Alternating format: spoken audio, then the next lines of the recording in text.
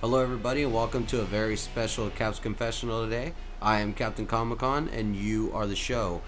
Well, like I said, we have a very special show coming on today. We have Words of the Ring with none other than TJ Perkins, who is at MegaTJP on Twitter. Man, he gave us so much footage. It was ridiculous. I mean, I was expecting like a little 15, maybe 20-minute interview. We ended up getting almost a fucking 2-hour interview with him. And he had a lot to say about a lot of interesting people. I mean, Kevin Steen, Sheamus, you name it. He had a lot to say about a lot of different people. So it's going to be broken up into 3 parts. Today is part 1 of the TJP saga. Let's go ahead and call it that. Let's see. We don't have much time on this episode for questions. So we'll jump to our questions pretty much right away. We have one question in from Twitter right now.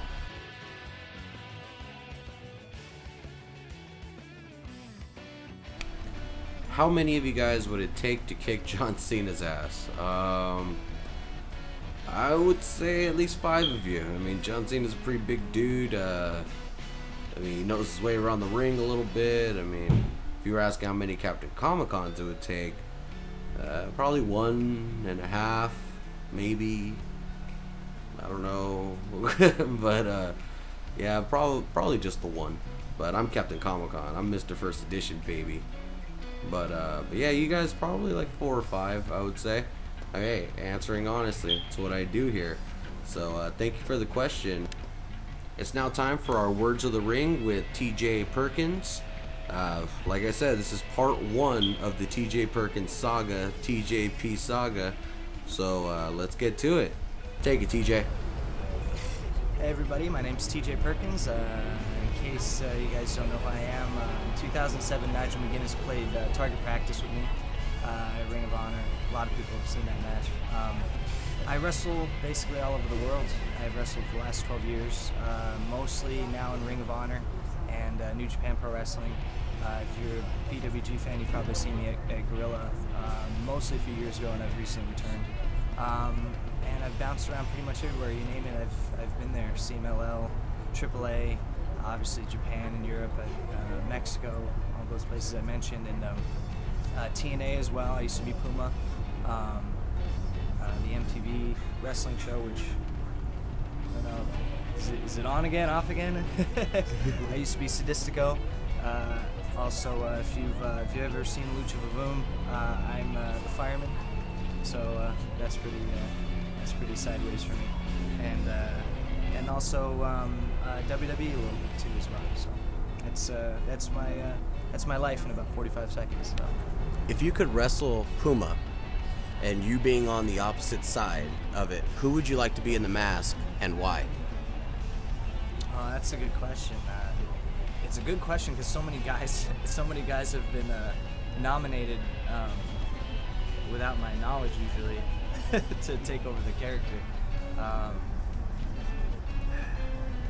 You know, in an odd, ironic way, I guess I'd like Rocky Romero if he did it, just because for a little while there, I think that like I could have been the guy that took over Black Tiger. So they're kind of grooming me to be Tiger Mask's rival in New Japan for a bit, or rather somebody that could wrestle him now and again. And that's kind of how Puma came about. It was just because it was like an alternative to his character.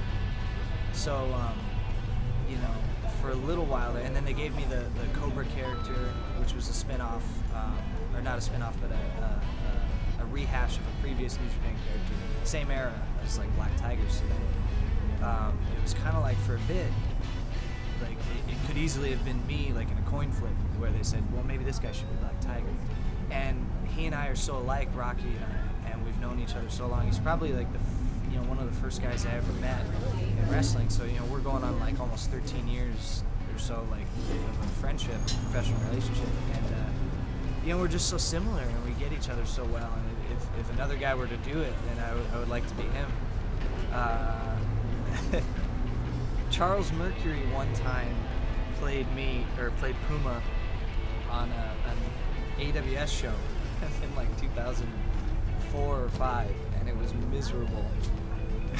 Just because he's nothing like me.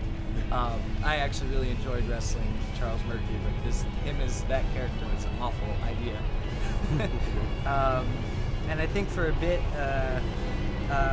Dave Marquez of NWA was trying to get Ryan Taylor to be Puma #2, I guess, like, because I refused to do the character anymore after a while. I just got tired of it, and I think he maybe saw it as a cash cow for him or something, so he wanted somebody to do it, and he just tried to, I guess, kind of just go behind my back and go over my head on it, which is just kind of the type of thing that Marquez would do.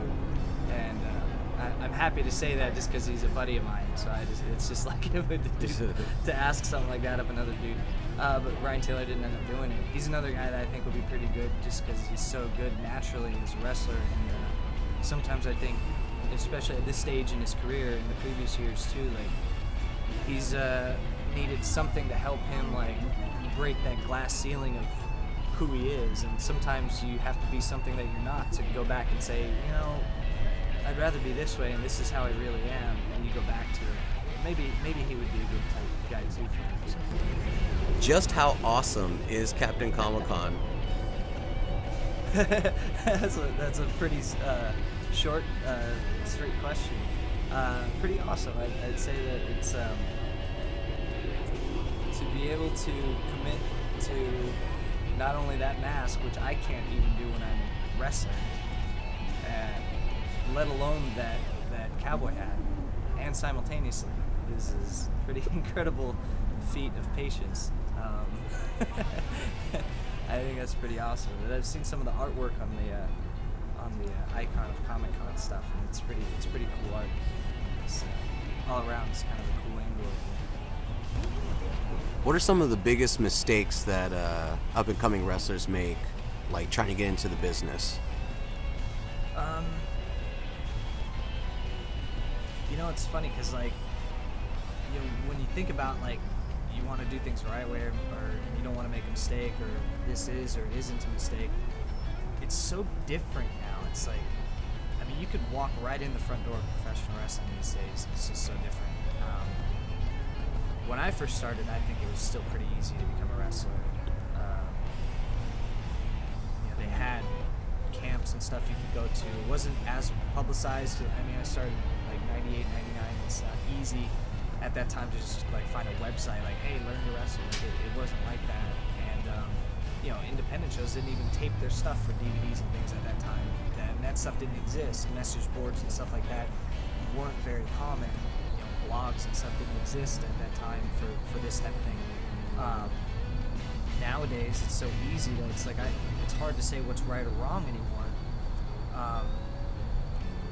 I mean, a lot of the cliches hold true as far as, like, you know, being able to keep your eyes open, your mouth shut, things like that. It's always great to see a guy that's willing to learn and will do anything you ask of him. I think the biggest mistake is once you get started, whether you did it the right way or the wrong way, it's really all about getting the ball rolling. Take a look at the Young Bucks. I don't even know if they have been trained to be wrestlers some days, but they are so good, and they've learned. They're great wrestlers, and they've learned through experience and to keep going. All they needed was get their ball rolling. They're the complete opposite of me. I was a gym rat when I first started. They fought hard just to be on shows and perform. They learned through performing, and I learned through training. I mean, it's two different things, but we both got the ball rolling. We're both pretty much in the same spot now. So really, there's no really wrong way in. The problem is that a lot of guys, once they get the ball rolling, they don't know how to handle that. My biggest pet peeve is seeing guys that are unwilling to do all the right things, just because, you know, when you get into a position where you finally set a goal and you want to achieve something, when you don't, there's always somebody there to tell you, well, you should have done this, or this is what you did wrong. You get denied a job somewhere, or a spot on a roster somewhere, you'll be told why. Do you want to be the guy at that time that has any reason to be denied? Because I don't. I learned a lot about that when I moved to Florida. You know, you see all these guys that some of them will have great spots, but they just can't do all the right things. They've got hang-ups like drugs and alcohol, or they're poor people, or they're impeccable people, but they're unwilling to learn. They shortchange their own education, things like that. Some people set goals and then they're unwilling to go out and get it. That drives me nuts when people say, gosh, I'd really love to wrestle for these guys, or I'd really love to be in this place. But then it's like, leave your own backyard, When the first time I got to go anywhere, rather the right way to word is that every big staple place I've been to, and I've been to literally every big staple there is in the world, every time I had to go the first time, I had to get myself there. So, I had to sacrifice and earn or steal enough to pay my way out there and sleep on public bathroom floors or airport terminals or bus stops in order to do it, starve in order to do it, work out at night because I spent all day preparing to leave, so when I see guys that are unwilling to do that because it's not worth their time, or it's not worth their investment, or it's just simply not worth it to them, I don't have respect for their passion. I don't believe they have it. It's not hard to not do drugs, and not drink, and not be a bad person, and not shortchange yourself, and work hard, and eat right, and learn wrestling. You love wrestling. You should want to only ever learn about wrestling. It's not hard to do all these things, but I've not met maybe a single other person that's willing to do all the right things.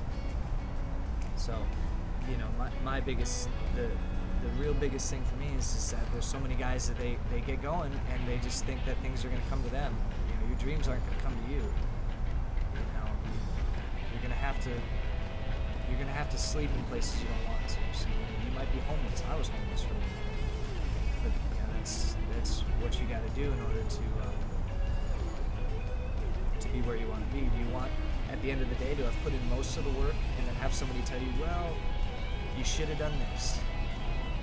God, all the work I put in, and I didn't, just do it all right, and do all the right things you need to do.